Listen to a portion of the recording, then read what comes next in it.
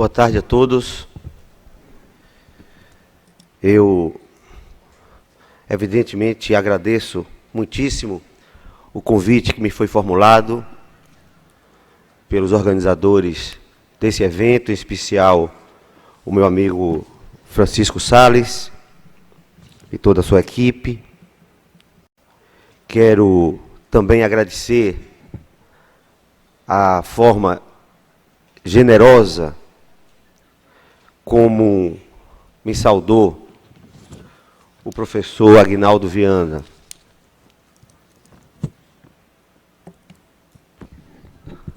Exagerou bastante, inclusive. Quero também saudar o professor Yuri Carneiro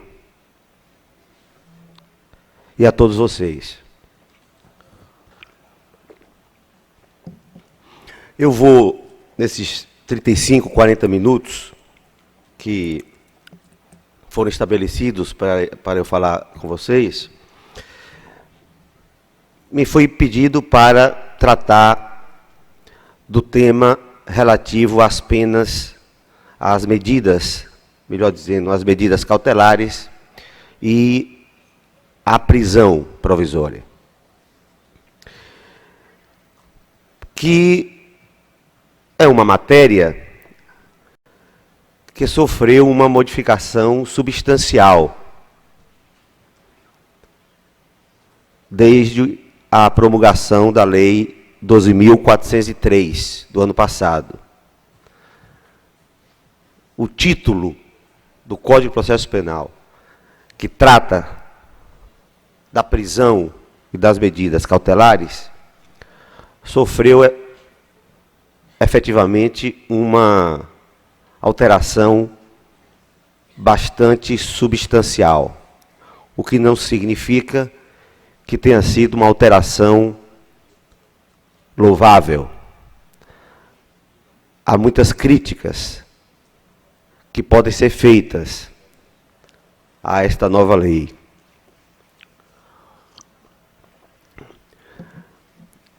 Vocês sabem que o nosso Código de Processo Penal, já há muito, carece de uma reformulação. Mas, evidentemente, que não é esta reformulação que vem sendo implementada nos últimos anos. Estas reformas pontuais, que alteram, não de forma global, mas, repito, pontualmente, o Código, alterando um capítulo, não alterando outro, alterando o título, etc. Isso faz com que, ao final e ao cabo, nós tenhamos um instrumento normativo absolutamente assistemático, com dispositivos que são verdadeiras antinomias. O ideal, evidentemente, é uma reforma total deste Código de Processo Penal, que é um código de 1941, de outubro de 1941, que entrou em vigor em 1942, no dia 1º de janeiro de 42. Um código concebido ao gosto de um regime político autoritário. Estávamos no período do Estado Novo, de Getúlio Vargas. Um código que foi copiado do código então vigente na Itália fascista, de Benito Mussolini, e que havia sido feito pelo Vincenzo Manzini, um advogado do Benito Mussolini. E o nosso código é uma cópia mal feita do então Código Italiano, Código de Processo Penal da Itália, com resquícios inquisitoriais que persistem até hoje.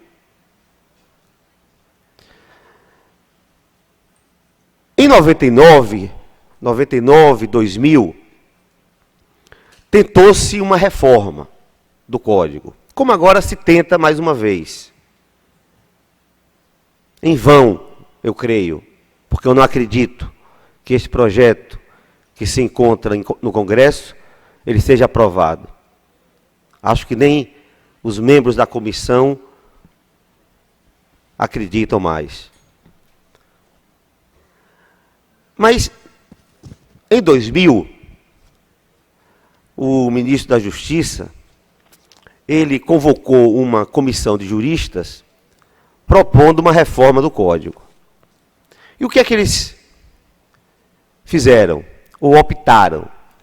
Ao invés de apresentar ao ministro da Justiça um anteprojeto de reforma total do Código, um novo Código de Processo Penal, eles entenderam por bem apresentar 7 anteprojetos. Isto por quê? Qual era a justificativa? Porque seria muito mais fácil, no Congresso, aprovar projetos de lei com um número menor de dispositivos, que tratasse de uma matéria mais reduzida. Porque os interesses no parlamento são tão antagônicos, as corporações que ali estão representadas são tão fortes, que você aprovar todo um código, ou um projeto de lei com 700, 800 artigos, é uma verdadeira epopeia. De maneira que a comissão presidida pela professora Ada Pellegrini Grinover fez esta opção. Vamos apresentar 7 anteprojetos. Cada anteprojeto tratando de uma determinada matéria. Então, fizeram isso e apresentaram ao ministro, que encaminhou estes anteprojetos para o Congresso, como projetos de lei. E veja, desses 7 anteprojetos, já foram, ou melhor, dos 7 projetos de lei, 5 já foram devidamente sancionados, aprovados pelo Congresso, sancionados pela Presidência da República e promulgados. E foram promulgadas as leis.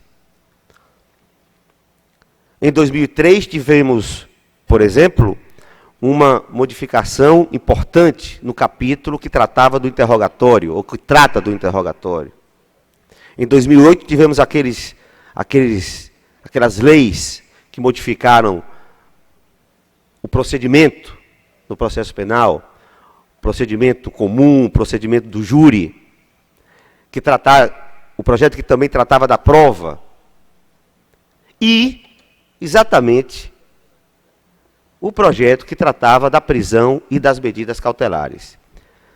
Só uma observação, dos 7 projetos de lei enviados em 2000, restam apenas 2, ainda em trâmite no Congresso.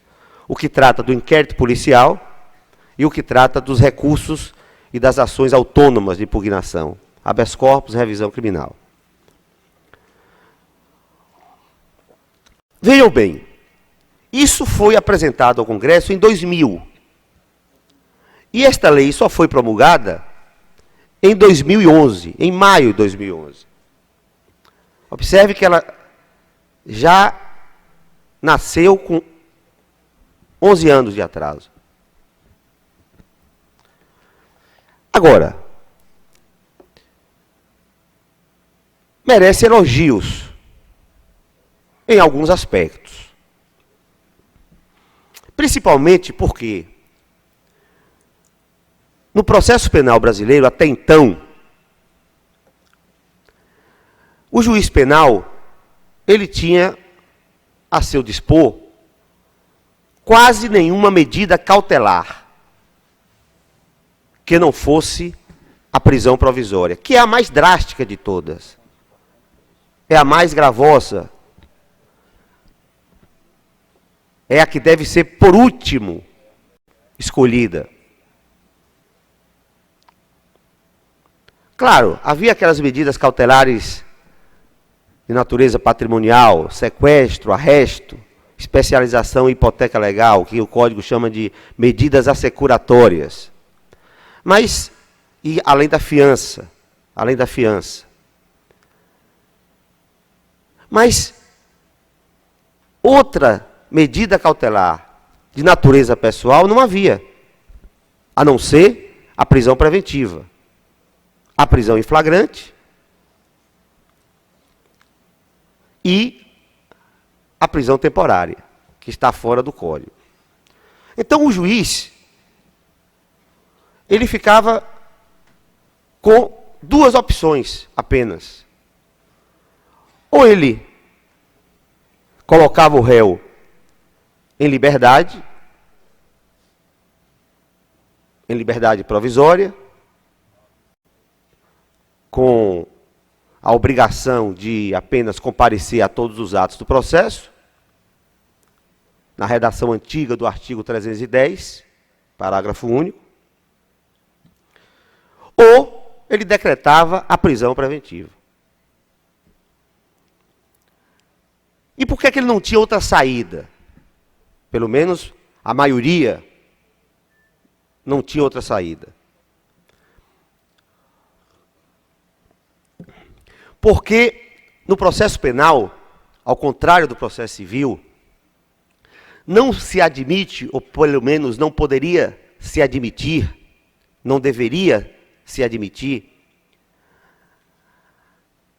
o chamado poder geral de cautela, que está expressamente previsto, salvo engano, no artigo 798, salvo engano, do Código de Processo Civil. Efetivamente, o juiz tem este poder geral de cautela, sempre que, não havendo uma medida cautelar típica, haja receio de dano irreparável a uma das partes, ou até para o processo.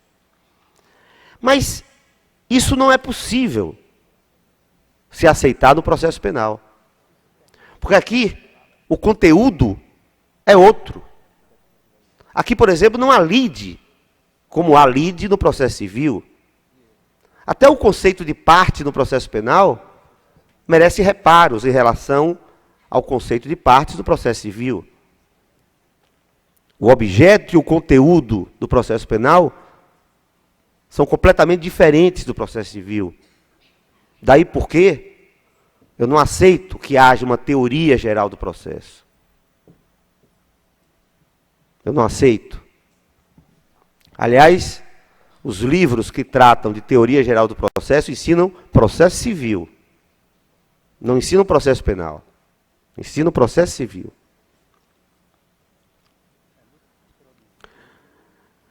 Bom, acontece que alguns juízes, até, eu diria, bem intencionados, começaram a abrir mão, invocando este artigo do Código de Processo Civil, começaram a abrir mão do tal poder geral de cautela e determinavam medidas, decretavam medidas cautelares atípicas, isto é, medidas cautelares que não estavam previstas em nenhum dispositivo processual penal. Numa afronta aos princípios e às regras do direito processual penal. Era comum, por exemplo, a retenção de passaporte. Mas onde estava previsto ou prevista a retenção do passaporte? Não havia previsão legal. Mas no fundo, o que é que acontecia? O réu aceitava esta ilegalidade. Porque, de toda maneira, era melhor entregar o passaporte do que ter contra si decretado uma prisão preventiva. De maneira que esta lei, ao estabelecer uma série de medidas cautelares diversas da prisão preventiva, da prisão temporária, teve este mérito de dar ao juiz outras opções para garantir o resultado útil do processo. Útil, entre aspas. Para garantir que a instrução criminal não fosse perturbada. Para garantir a aplicação da lei penal. Este é o grande mérito da lei. Outro aspecto também salutar, introduzido no ano passado, está exatamente no primeiro artigo do título novo da prisão e das medidas cautelares. É o artigo 282, que é como se fora, eu diria, uma teoria geral das medidas cautelares. Sejam as de natureza patrimonial, sejam as de natureza pessoal.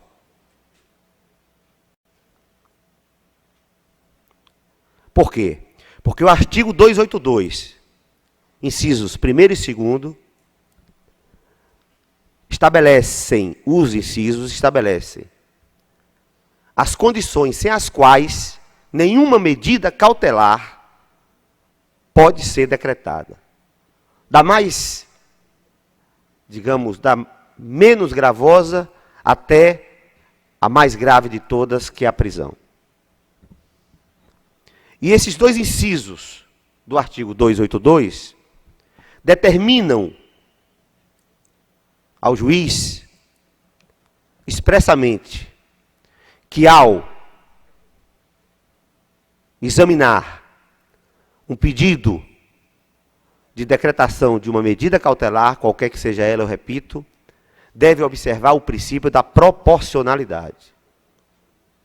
Seja no aspecto da necessidade desta medida cautelar, necessidade, por exemplo, para a instrução criminal, para a aplicação da lei penal, seja sob o aspecto da adequação da medida cautelar. Adequação levando-se em conta, por exemplo, a gravidade do delito ou as circunstâncias do caso. É bem verdade que a lei comete aí alguns pecados nesses dois incisos. Quando, por exemplo, diz que a medida cautelar deve ser adequada às condições pessoais do réu ou do indiciado. E isso não é direito penal do fato, isso é direito penal do autor. Merece uma ressalva, merece uma crítica séria. Como também, quando diz que a medida cautelar deve ser necessária para a investigação criminal. Não. Ela deve ser necessária para a instrução criminal. Para a investigação, não. Porque não se decreta uma medida cautelar para se investigar. Se investiga primeiro. Depois, se necessário, se decreta uma medida cautelar. Daí porque, para mim, a Lei 7.960 de 89, que trata da prisão temporária, é escandalosamente inconstitucional. Porque é uma prisão para investigação. Na verdade, esta lei apenas veio dar ares de legalidade a uma ilegalidade ocorrente cotidianamente no Brasil, que era a famosa prisão para averiguações. Como não conseguiam coibir esta ilegalidade, então vamos legalizá-la através de uma lei. Mas a lógica não é essa, investigar primeiro. A lógica não é prender para facilitar a investigação. O raciocínio é outro. Primeiro investiga-se. Colhe-se indício suficiente da autoria, prova da existência do crime.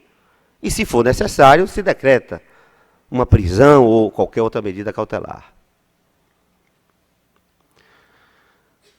Uma importante modificação, se bem que a lei poderia ter sido mais ousada, mas de toda maneira houve uma evolução nesse aspecto, uma importante modificação foi a proibição expressa, prevista na lei, do juiz decretar qualquer que seja a medida cautelar de ofício antes de iniciada a ação penal. Como vocês sabem, até ano passado, o juiz podia decretar de ofício, por exemplo, a prisão preventiva, de ofício, sem ter havido representação da autoridade policial, sem ter havido requerimento do Ministério Público, mesmo na fase inquisitorial, mesmo na fase do inquérito policial, o que era uma afronta absurda ao sistema acusatório, que não permite que o juiz detenha esses poderes persecutórios. Para isso o Estado tem os seus agentes, tem a polícia, tem o Ministério Público, não o juiz. O sistema acusatório não admite este agir de ofício do juiz. Mas, eu disse, evoluiu, mas não evoluiu o que poderia ter evoluído. Por quê? Porque continuou permitindo, na fase processual, que o magistrado decrete medidas cautelares. E eu repito, o sistema acusatório, que é o único sistema autorizado pela nossa Constituição Federal, em razão de diversos dispositivos,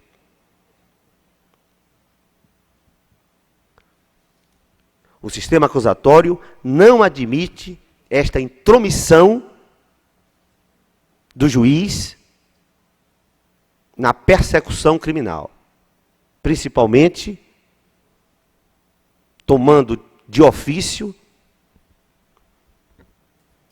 decisões tipicamente persecutórias, sem que nem o Ministério Público, nem o querelante, nem o delegado de polícia, nem o assistente do Ministério Público tenha a ele se dirigido. Outro gravíssimo problema do nosso sistema processual penal é a questão da gestão da prova, que está ainda nas mãos do juiz. E que também fere de morte o sistema acusatório. Essa atividade, essa iniciativa instrutória do juiz penal é nociva, porque compromete a sua imparcialidade, que é algo muito caro no sistema acusatório.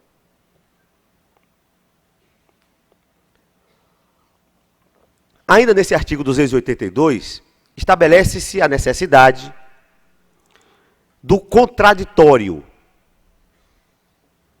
no momento em que se requer uma medida cautelar.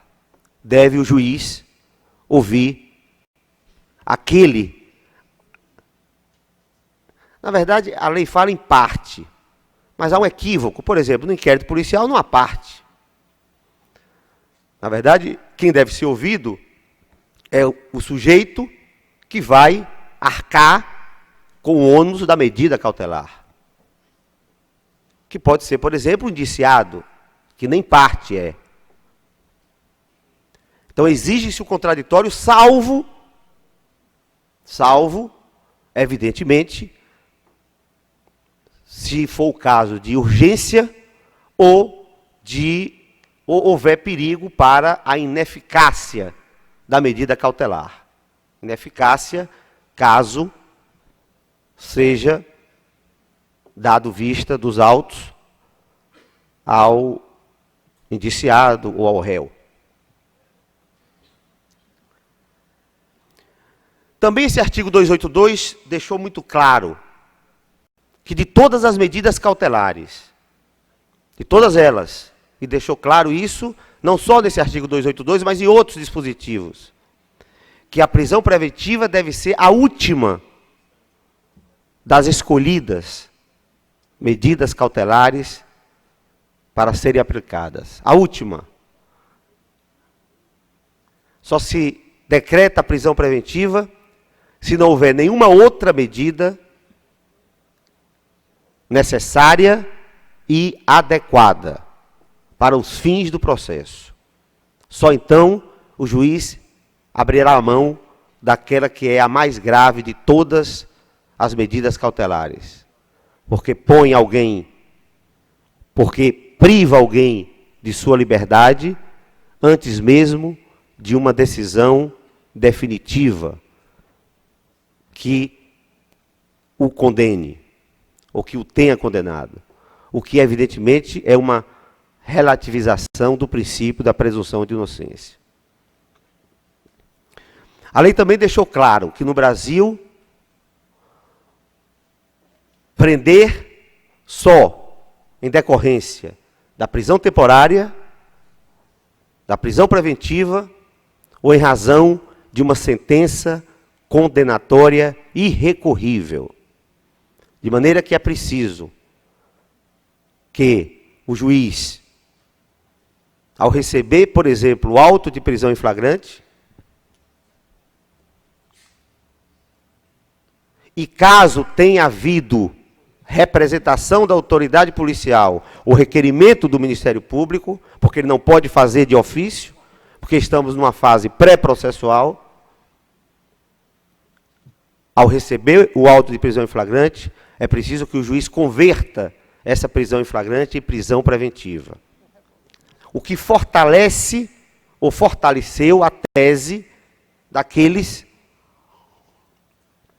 que entendiam que, na verdade, a prisão em flagrante não era uma medida cautelar. Posso citar aqui, por todos, o professor Aurí Lopes Júnior, que sempre escreveu isso. Prisão em flagrante não é medida cautelar, é uma medida pré-cautelar. Com a reforma isso ficou absolutamente induvidoso. Por quê? Porque o artigo 310, inciso 2º, diz que a prisão cautelar deverá ser convertida em prisão preventiva. Ela, por si só, o auto de prisão em flagrante, por si só, não é um título hábil para manter ninguém preso. É preciso que haja uma fundamentação e que o juiz decrete a prisão preventiva. Ou, se não for o caso, que se conceda a liberdade provisória. E aqui vai uma observação. Eu tenho lido e ouvido que, caso o juiz entenda ser a hipótese de conceder liberdade provisória ao réu, é preciso que ele, concomitantemente à decisão concessiva da liberdade provisória, ele imponha uma medida cautelar. Mas isto não está autorizado pela lei. Esta interpretação é contra a lege, inclusive. Porque o artigo 321, o novo artigo 321, é de uma clareza solar, ao dizer que a liberdade provisória, se for o caso, será concedida com a aplicação de uma medida cautelar. Se for o caso, é possível, portanto, que a liberdade provisória não venha acompanhada de nenhuma medida cautelar. Para isso, eu repito, nós temos que estudar, primeiro, o artigo 282, inciso 1º, a necessidade. É por isso que eu digo que esse artigo 282 é uma teoria geral das medidas cautelares. É preciso que ela seja necessária. Se não for necessária, não se pode decretar medida cautelar. Eu queria fazer referência, dentre as novas medidas cautelares, a 2 ou 3, a depender do tempo que me resta. Primeiro dizer que, logo quando da entrada em vigor da nova lei, nós ouvimos muito nos jornais nacionais da vida, nós ouvimos muito que agora ninguém mais ia ser preso preventivamente. Por quê? Porque a lei estabelecia, no artigo 313, inciso 1º, que a prisão preventiva só poderia ser decretada para crimes com pena superior, pena máxima, superior a 4 anos. Portanto, um furto simples, o autor ou o suposto autor não poderia ser preso preventivamente. Então, se passou essa ideia para a população de que a lei agora ia colocar todo mundo na rua. Quando, na verdade, a nova disciplina da prisão preventiva é muito mais draconiana do que a sistemática anterior. Eu posso afirmar que nem na cabeça de Getúlio Vargas, quando mandou fazer o Código de Processo Penal à luz da Constituição Polaca de 1937, nem na cabeça de Getúlio Vargas se pensou de forma tão grave como esta reforma de 2008. A prisão preventiva, hoje, ela está muito mais fácil de ser decretada do que antes. Aliás, nunca foi tão fácil decretar uma prisão preventiva. Porque só querem ler o inciso 1º e os demais. E as outras disposições. Veja que, por exemplo, na redação anterior, o caput do artigo 313 era categórico. Só se podia decretar prisão preventiva nos crimes dolosos. E crimes dolosos punidos com reclusão. Salvo 2 ou 3 exceções, quando se podia decretar nos crimes dolosos punidos com detenção. Mas a exigência de que o crime fosse doloso não comportava nenhuma exceção. Pois bem, hoje, a nova redação dada ao artigo 313 não se refere mais a crimes dolosos. De uma tal maneira que é possível, a não ser que o juiz atente para o princípio da proporcionalidade, é possível, sim, se decretar uma prisão preventiva até em um crime culposo. Nada impede. Por quê? Porque, por exemplo, permite-se decretar uma prisão preventiva independentemente da pena máxima, pode ser uma pena máxima de 6 meses, uma injúria, uma ameaça, uma difamação, se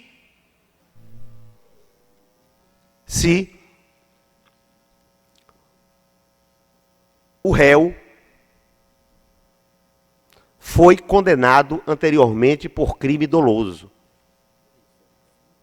Portanto, se ele foi condenado anteriormente por um crime doloso e vem a cometer outro crime doloso, ainda que com a pena infinitamente inferior a 4 anos, pena máxima, pode ser decretada a prisão preventiva. Como pode também ser decretada a prisão preventiva quando se tratar de violência, de situação de violência doméstica e familiar, não só contra a mulher, mas contra a mulher, contra idoso, contra adolescente, contra deficiente, independentemente da pena, independentemente de dolo ou culpa. Também cabe prisão preventiva como substituta de uma medida cautelar anteriormente aplicada. Pouco importa, seja o crime doloso ou culposo, a pena aplicada seja maior ou menor, superior ou inferior a 4 anos. Permite-se decretar prisão preventiva até quando não haja até quando o réu ou indiciado não tenha a sua identificação civil determinada. Também pouco importando qual o crime supostamente praticado por ele. Portanto, hoje, com muito mais facilidade, é possível a decretação da prisão preventiva. Existe uma outra medida cautelar, que é a prisão domiciliar, consistente no recolhimento do indiciado ou do réu em sua residência durante todos os dias da semana, o final de semana e à noite. É a prisão domiciliar, que é diferente de outra medida cautelar, menos grave, o recolhimento domiciliar. O recolhimento se dá apenas no período noturno e nos finais de semana. A prisão domiciliar, ele se mantém recluso em casa, todos os momentos. Mas esta prisão domiciliar, ela tem uma característica, esta medida cautelar, ela tem uma característica. Ela, ora, funciona como uma medida cautelar autônoma, portanto, o juiz pode, desde logo, decretá-la, mas ela também funciona como uma medida cautelar substitutiva da prisão preventiva. E aí me parece que, nas hipóteses onde esta prisão domiciliar funciona como uma medida cautelar substitutiva da prisão preventiva, me parece ser um direito subjetivo público do indiciado ou do réu, ter esta prisão domiciliar decretada e revogada a prisão preventiva, se ele, evidentemente, se adequar àqueles incisos do artigo 318 do Código de Processo Penal. Por exemplo, se tratar de pessoa maior de 80 anos, ou gravemente enferma, ou uma mulher grávida, no 7º mês de gestação, ou se a gestação for de alto risco, ou se for pessoa indispensável aos cuidados de um menor de 6 anos de idade. Em todas essas hipóteses, se evidentemente se comprovar tais circunstâncias, e é muito fácil se comprovar, por exemplo, a idade, ou a perícia oficial, se comprovar estas circunstâncias, a prisão preventiva, a meu ver, obrigatoriamente deve ser substituída pela prisão domiciliar. Há uma outra medida cautelar, esta prevista no artigo 319, um dos últimos incisos, que estabelece a suspensão da função pública, a suspensão do réu da função pública por ele exercida. Evidentemente que é uma medida cautelar tipicamente adequada para os crimes praticados por funcionários públicos contra a administração pública. Peculato, prevaricação, corrupção, concussão, etc, etc.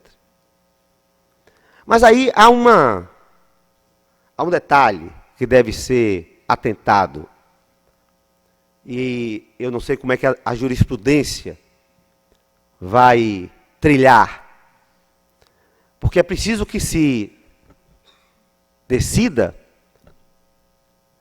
ao se decretar esta medida cautelar de suspensão da função pública, se o funcionário público, que não vai poder trabalhar mais, pelo menos até que cesse essa medida cautelar, se ele continuará recebendo os seus vencimentos. E isso passa por algumas questões. Por exemplo, isso é preciso ser visto sob o prisma do princípio da presunção de inocência. E não somente sobre esse aspecto, mas também atentando-se para o fato de que a Constituição Federal, no artigo 37, inciso 15, proíbe ou garante a irredutibilidade de vencimentos dos funcionários públicos. E aqui eu acho que nós podemos utilizar, já que há uma lacuna na lei, podemos utilizar dois dispositivos legais que proíbem a suspensão do recebimento dos vencimentos em casos semelhantes. A primeira é o artigo 20, parágrafo único, da Lei 8.429, a lei que trata dos atos de improbidade administrativa, onde se estabelece expressamente que caso o servidor público seja afastado cautelarmente numa ação civil pública,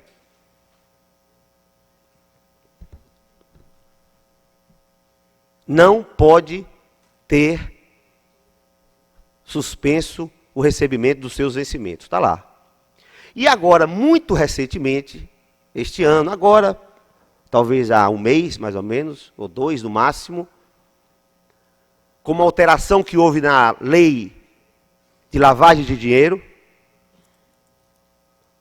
a lei que define os crimes de lavagem de dinheiro, acrescentou-se um artigo 17D, na lei 9.613, onde também se diz textualmente que caso o autor do crime de lavagem de dinheiro seja um funcionário público, o juiz poderá afastá-lo de suas funções. Mas, neste caso, sem prejuízo da sua remuneração. Bom, já fui avisado que o meu tempo esgotou. Claro que a gente podia tratar de outras matérias, mas eu volto a agradecer o convite e dou por encerrada a minha participação.